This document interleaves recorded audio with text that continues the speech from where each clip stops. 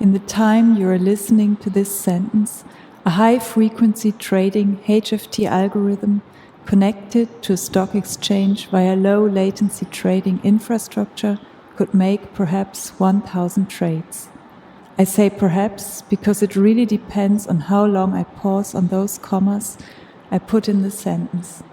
If you're an individual with great respect for commas, you might give the algorithm a chance to throw in a few hundred more trades.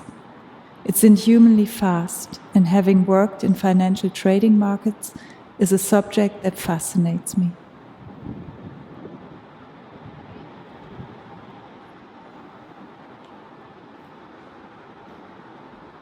The confluence of computer technology, coding techniques, and communications infrastructure have made it possible for traders to automate human thought processes by turning them into algorithms that can be executed using beams of light and fiber optic cables.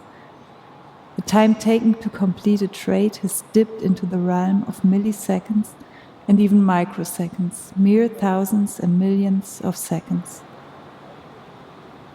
However, the obscurity of such a technique raises the suspicion that this is just another scheme of bloated financial elites to extract more from society.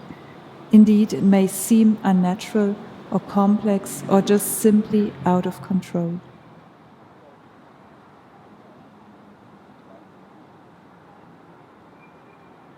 To some extent, I'm indifferent as to whether or not high-frequency trading disrupts markets. Partly, this is because I don't take markets to be some kind of holy construct that obviously serve humankind and that thus cannot be defied. I mean, markets have long been institutions of systemized abuse, where those with more power can use the apparently apolitical act of exchange to extract advantage. As one venture capitalist has explained his take on high-frequency trading, if you know the game is rigged and that it is legal to participate in this rigged game, would you do everything possible to participate if you could? Of course you would.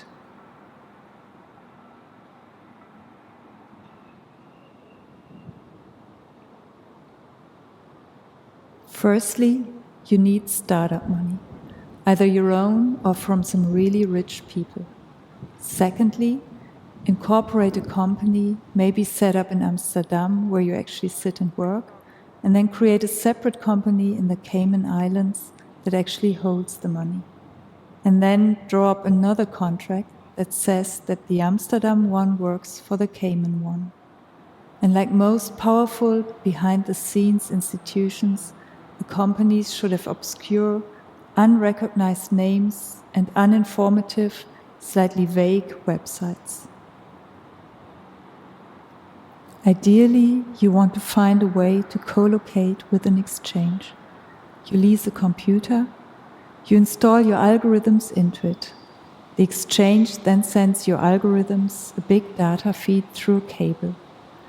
Your algorithms process it through a coded, step-by-step rule system to make a decision about whether to trade or not, and then shoots orders back through the cable. Meanwhile, you try to design your rig so that it does it all faster than anyone else. Maybe you sit in that office a few kilometers away, monitoring it all, building a newer version of your system.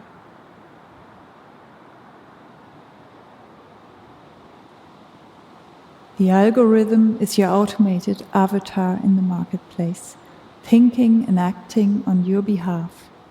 Automated algorithms remove human emotion and bias from trading decisions, opening up a brave new world of emotionless finance. You too can now isolate and strip away your emotion from your rationality, automating your rational self in the form of your very own algorithm that you can keep like a pet or a slave to do things for you. In high-frequency trading and algorithmic trading more generally, we have a range of disparate players working on building pieces of the infrastructure and the algorithms that they control. When we zoom out, though, we might see the outlines of something bigger.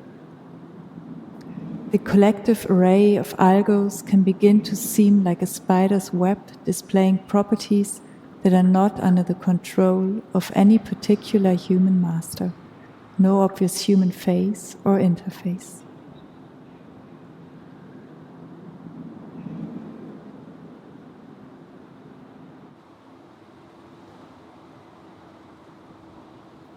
We already see these emergent forms all around us, but are not well trained to recognize them.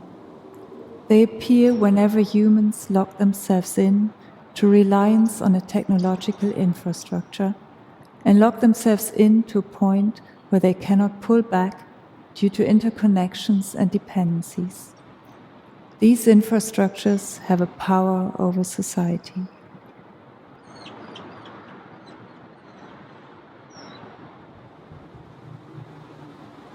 So, might we begin to imagine a high-speed mesh of individual algorithms as resembling one giant robot, brought to life by hapless human agents without agency, all believing themselves to be shit-hot, independent gunslingers of the market, but actually just a disconnected workforce for an emergent artificial intelligence. There is much excitement about machine learning, the creation of self-teaching algorithms that seek constant enlightenment and self-improvement, creating their own personalities. Artificial intelligence is not just being able to process stuff, it's the ability to learn. According to a UK government report, within a decade, there will be no human traders.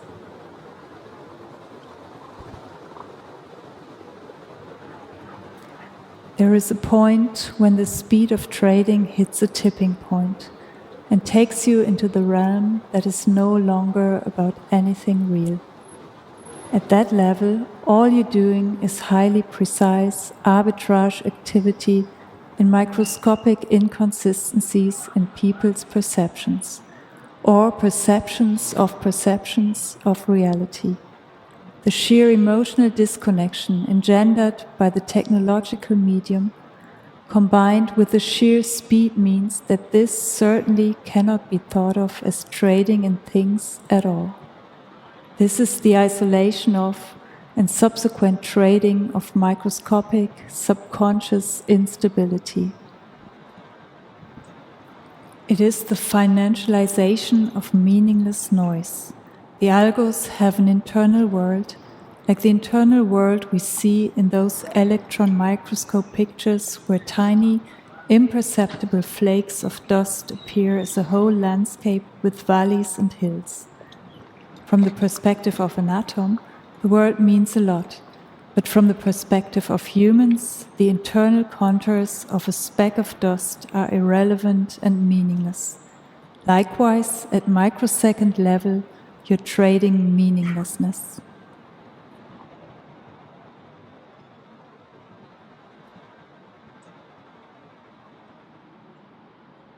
It is the geography, a technology set that attempts to eliminate distance and time, to create the homogenizing illusion of being in many places simultaneously. The computer interface at a global high-frequency trading company presiding over multiple global markets. Above all, high-frequency trading is an agent of financial surrealism. We make electricity by burning real fossil fuels dredged out of the Niger Delta, and then waste that, running servers doing something that cannot even be represented. Serious-faced men have serious-faced meetings about it, but they might just as well be wearing pink unicorn outfits in a Neverland dream. Seriously, what the fuck are you doing?